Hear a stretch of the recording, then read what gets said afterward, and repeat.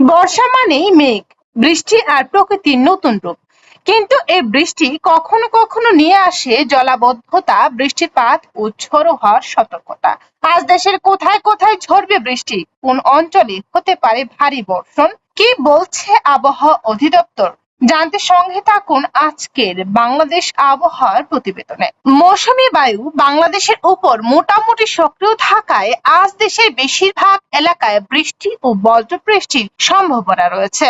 বিশেষ করে উত্তর ও পূর্বাঞ্চলের জেলাগুলোতে বৃষ্টির প্রবণতা বেশি থাকবে।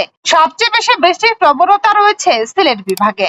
সিলেট, সুনামগঞ্জ, মৌলভীবাজার এবং হবিগঞ্জ জেলায় দিনের বিভিন্ন সময়ে ভারী বর্ষণ হতে পারে। কোথাও কোথাও বজ্রপাত এবং দমকা হাওয়া বয়ে যেতে পারে। চট্টগ্রাম বিভাগে বৃষ্টির প্রবণতা বেশি থাকবে। চট্টগ্রাম, কক্সবাজার, ফেনী, নোয়াখালী ও পার্বত্য চট্টগ্রামের বিভিন্ন এলাকায় মাঝারি থেকে ভারী বৃষ্টি হতে পারে। পাহাড়ি এলাকায় অতিবৃষ্টির কারণে ভূমিধসের ঝুঁকিও উড়ে দেওয়া যাচ্ছে না। ময়মনসিংহ বিভাগের ময়মনসিংহ, নেত্রকোনা, জামালপুর ও শেরপুর জেলা বজ্রসহ বৃষ্টির সম্ভাবনা রয়েছে। দিনের দ্বিতীয় ভাগে এমন অঞ্চলে বৃষ্টির তীব্রতা বাড়তে পারে।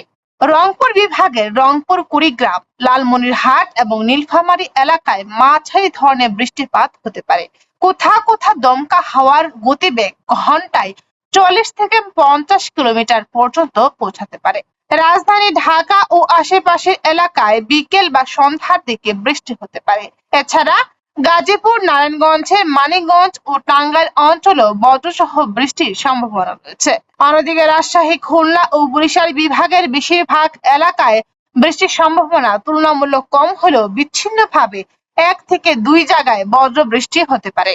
আবহাওয়া বিশেষজ্ঞরা জানিয়েছেন, উত্তর বঙ্গোপসাগরের সক্রিয় মৌসুমী বায়ুর প্রভাবে আগামী কয়েকদিন বৃষ্টির প্রবণতা অব্যাহত থাকতে পারে। তাই বিশেষ করে বজ্রপাতের সময় খোলা মাঠ বা বড় গাছ কিংবা বৈদ্যুতিক খুঁটির নিচে আশ্রয় না নেওয়ার পরামর্শ দিয়েছে আবহাওয়া বিশেষজ্ঞরা। উপকূলীয় অঞ্চলে জেলাগুলোতে বসবাসকারী মানুষ এবং সমুদ্রে থাকা মাছ ধরার নৌকা ও ট্রলারগুলোকে আবহাওয়া সর্বশেষ বুলেটিন অনুসরণ করার আহ্বান জানানো হয়েছে। এই ছিল আজকের আবহাওয়া সর্বশেষ আপডেট। আপনার এলাকায় কি বৃষ্টি হচ্ছে? কমেন্ট করে জানাতে ভুলবেন না। নতুন নতুন আবহাওয়ার খবর পেতে আমাদের সঙ্গেই থাকুন। ধন্যবাদ।